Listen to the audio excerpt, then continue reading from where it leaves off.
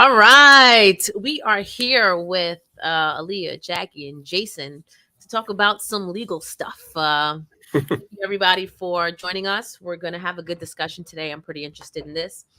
So, today we're going to talk about law enforcement lookup. Thousands of NYPD misconduct files made available to the public.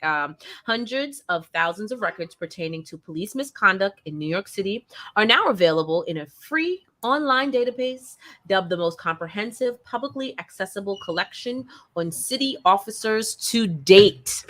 All right. So, the point of all this is, what does that mean? Jackie, I'm going to toss it right to you to kind of break this down and what this really means. Well, it's kind of an exciting time because prior to 2020, these records weren't public. In order to get these records, you had to file a FOIA request, Okay. which made it a lot more complicated to get people's records if you can get any at all. Mm-hmm. So it is an exciting time to have this data readily available to us, and for us to have it so at our fingertips. Because before, I remember doing FOIA requests, and you know it's hard to get the information, but now at least we have a significant amount of it. I don't imagine 450,000 documents says it all, obviously, Right. but it's still a really good start. So what exactly are we talking about here? Like what are we looking at? What do we have access to now? We're having access to complaints, to any type of discipline, to whether they were disciplined by their board, any type of charges, disciplinary charges. We get a good idea of what a cop has been accused of doing and what was the response to it. So, if there was a mishandling or something went wrong, how was he disciplined? Was there a type of hearing? What was the result of the hearing? What were the disciplinary steps? Did he have to go to a class? Did he have to be retrained? Was he let go? Because a lot of times, like in other states, cops can get fired, but then they can go right to another county and get rehired because their records are sealed. So this kind of it kind of takes down the veil of it, and it gives more transparency, which I think is a good thing. Yeah. Right. So, Jason, do you think this is, just from your opinion, do you think this is a good or a bad thing for Black people in Queens? Yeah. So, I think transparency is always a good thing, Okay. right? And I think that this is the natural progression of the repeal of a civil rights law called 50A, right? Mhm. And with this civil rights law 50A, what that had indicated, and this actually came up during the Eric Garner protests, right? Because, if you may remember, the officer, who had murdered Eric Garner, he had a record of substantiated complaints in the past, right? But the thing is, you couldn't see that. There was this law, 50A, which says that you can't provide certain public records or public official records, which applied, if I remember, to police officers. It applied to, I think, correction officers, and I think it applied to fire department officers, right? And right, yeah. And what it would say is that you can't, if, for example, as Jackie mentioned, you wanted to make a FOIA request, those things can't be provided because I believe, if I'm remembering this correctly, this is back in like 2020. There was they were looked at as like, I forget the actual terminology, but they were like they were your procedures, and you didn't want people to know all of your procedures. That's kind of a basic way of explaining it, right? And that actually and the thing is, people actually didn't use that law. It was only after Pantaleo, the law had been on the books, but no one had actually ever exerted it until it happened with Eric Garner and people started thinking about it again, right? So this is now the next step where you can be able to see the records. But the difference here is that with 50A, you could be able to see substantiated complaints against an officer. And you see, to me, that's actually an important line. We should be able to see the records when an officer has had due process, has been able to demonstrate that internally or what have you, that there was disciplinary actions taken against them, right? But I think we also want to be mindful of, and I'm not sure everyone's going to want to hear this part, but we want to make sure that unsubstantiated claims, aren't being interwoven with claims that were found to be valid, right? Because I could just decide I don't like somebody for whatever reason and then bring a claim, Complaint. right? Yeah. You want to be able to remove those. And the fact of the matter is there are enough substantiated claims that we could focus on. Like Right. those ones, where the bad apples, who have done something wrong. And we want to, and it's good to be able to know that information when you're deciding and whether or not you want to bring a lawsuit on behalf of yourself or if you're an attorney on behalf of someone, because there is a pattern of misconduct by a police officer. But again, that to me, the caveat is it shouldn't just like any of us. We wouldn't want someone to just make a claim against us at work or what have you. And now we can't get a job because someone just decided. There has to be some type of indication that there's Mhm. credence to it, and those are the records that really we really need to be focusing on. Fair enough, Yeah, Jackie. Yeah. I think due process is important, and I would much rather like to see that. However, if there's a record of a certain person being accused of doing something multiple times, yet it hasn't been handled internally, I would have a lot more questions on to why it hasn't been. Or, Yeah. if someone's saying the same thing over and over and over again, I would have multiple questions like why do they keep saying it about you? And then why it doesn't seem like anything's been done with regards to it. So Mhm. I think it's a catch-22. I would be much more I would put more weight into the substantiated complaints. But I still would like to see who's complained and why. Right. So how can we use this information now, or how should we use this information? Or can we use this? And what ways can this be used by anyone, really? Yeah. Um, Oh, Jackie, you want to go? I think it's going to be good for civil rights attorneys Okay. who take on a lot of police brutality cases. I think they'll be able to see, at least start with some basic discovery or research when a client comes in and says, hey, this occurred with this officer. At least we can do a cursory search of the officer to see has this ever occurred before.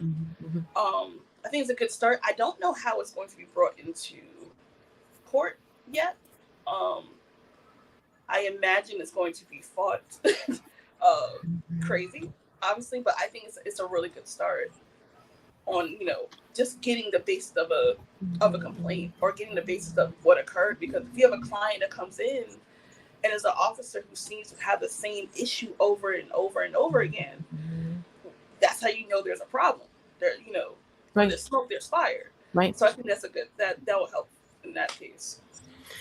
Yeah, I mean, and this is something else I'm gonna butcher, but this is something I used to be. It always stuck with me, I guess until now. But about like 5 years ago, there was a statistic like I was just so incredulous about because, with the Metropolitan Black Bar Association, we would always do these Know Your Rights trainings, right?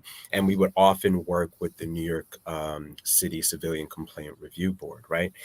And there was some study, and I'm sure that you could probably find it through like a quick Google lookup, but there was some crazy statistics showing that the Civilian Complaint Board would find substantiated complaints of abuse. It was something like 3,000 of them, and only 20 of them had resulted in a punishment of more than 2 weeks of vacation time docked, right? Those are the type of things that this will allow us to be able to shed light on, because I think that when we talk about misconduct, it breeds on folks not knowing what's going on, right? It allows for people to do their own stories, to be able to show, that, be able to give light to like where there are claims that have been out there, right? So I think that being able to, like, as yourself, figure out, what's been done or what's out there, those are things that, we can be able to do more of, because we have more data now. But even as we're talking about it, I'll see if I can find that statistic, but it was just an amazing thing. And I think we've come a long way since then. But I do think it's important that a lot of times when there would be some type of, and for me, it's really force incidents that I'm focused on. When there is an officer that had, abused their powers and led to violence, right? I think we all have, understand, and I don't think any of us necessarily, like when we look at our work employment history, if, you work somewhere long enough, there's a potential that someone will like file a complaint, or or you may have, took a couple of too many like vacation days, right? Those are the type of things I feel less strongly about, people being able to see all there, unless we're doing it for every single person who's out there.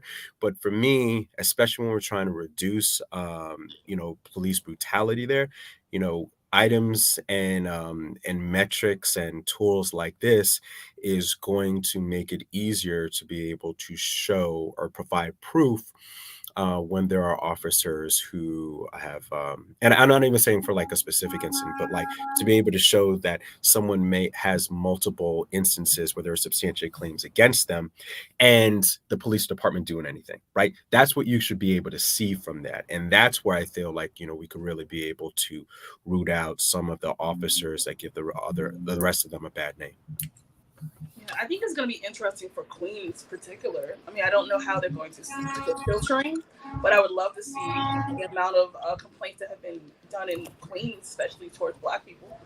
And I think having that information available gives us more things to work with, so we know what's occurring more in our community. Because a lot of times, this stuff would just go behind like a veil, and you never know what occurred. So I'm excited about that. So, should an officer's prior misconduct records be taken into consideration by defense attorneys every time they testify in court? So, I guess where I would start there is I think it depends on what we're talking about, right? So, if we're talking about an officer and there were substantiated claims that has to do with that officer's veracity, right? Where it shown that in the past that they had lied, where it showed in the past that they had, you know, done something that impeaches their credibility. That's where I think that that's fair game, right? Because I think the other thing we forget too is that when you're an officer of the law, I mean, there's a difference between being a police officer and being an actor, or being a police officer and being, a garbage man. Like I say this all the time. If you're a garbage man and you have a bad day, you have your garbage doesn't get picked up. If you're an actor, you have a bad day, you have a bad movie that goes out there. Right.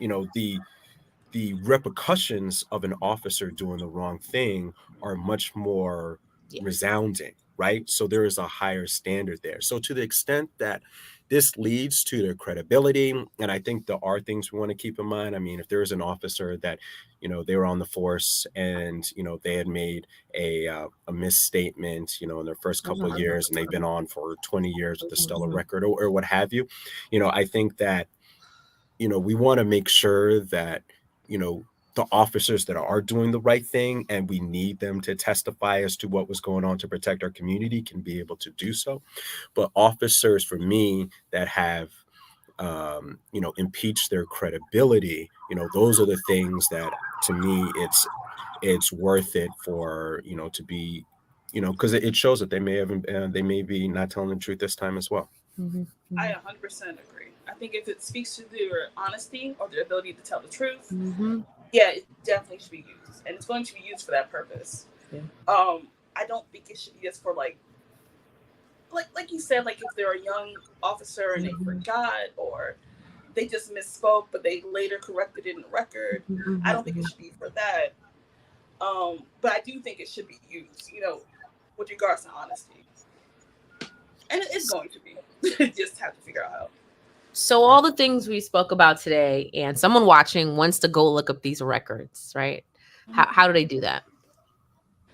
I believe they go on, I think it's Legal Aid that has the database. I don't have the link off that, I'm using my phone, but if you just put in Google like Legal Aid NYC database, like for police misconduct, it should pop up.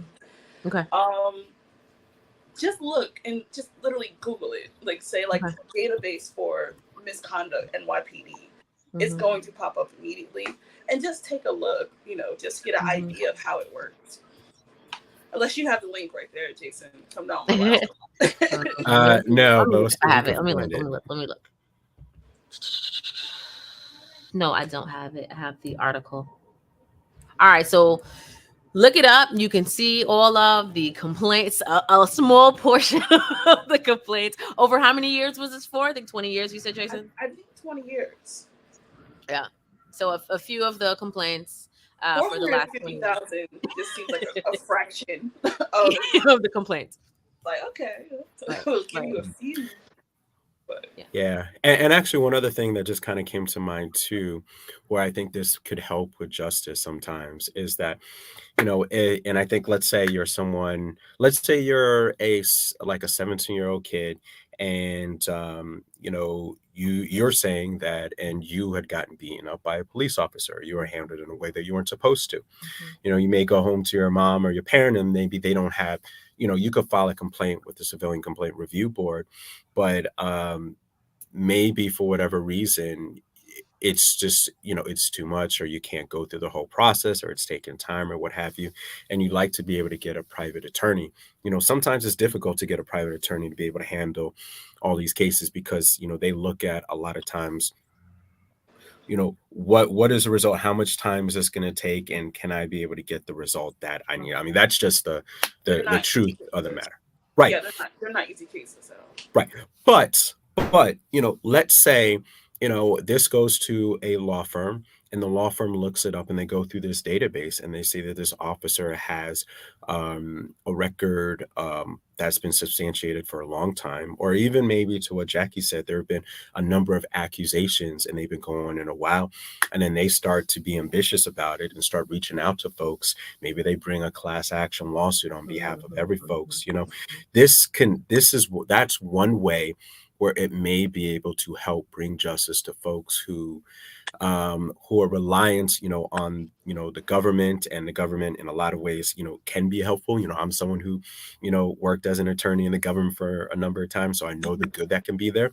But, you know, I don't think it's any secret that, you know, folks are understaffed, and there are a lot of cases. So to the extent that this allows you to get your own private counsel that can be able to advocate on your behalf, you know, that's not a bad thing. Yeah. All right. So now we know we can all go look up these past offenses from the NYPD, and transparency is always helpful. So any closing words just for the Black people in Queens, and how, you know, this directly affects them, and why we need them to know this? Jackie, you can go ahead, and then do Jason. I think it speaks to what Jason said. You know, if you're a kid, and you think you were harassed, it's like you said, it's hard to find an attorney. This will help you hopefully find an attorney. Also, I just think information is really key. You know, you want to know what's going on in your neighborhood. Like, and who are these officers? And why are they still there? And what was the discipline? So I think the transparency is key. And I just think you have to make sure you follow up on it, though. Like, why are these officers still in our neighborhood? Right. And what has been occurring? Like, what has been the discipline? Yeah, and I would just quickly say, one is just be mindful as you're looking at it, because my understanding is, you know, it's all the different claims that are out there. So when we're talking about substantiated, that's going to be way more persuasive. Accusations, you know, are not just, frankly, aren't going to have the same type of compelling, you know, a compelling factor to them. So you just want to be mindful of that as you're looking at it.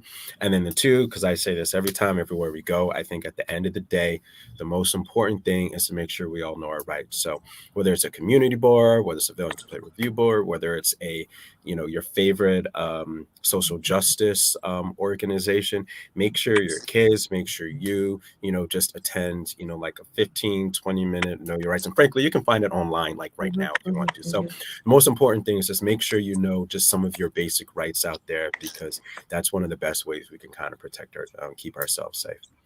Got it. Okay. So thank you so much for coming on and explaining this to us. I think we're all going to go Google now for a little bit before dinner. Thank you, Jackie. Thank you, Jason. And thank you, everyone that watched. Please do share this information with people that you think may value it. And I will see you guys soon. All right.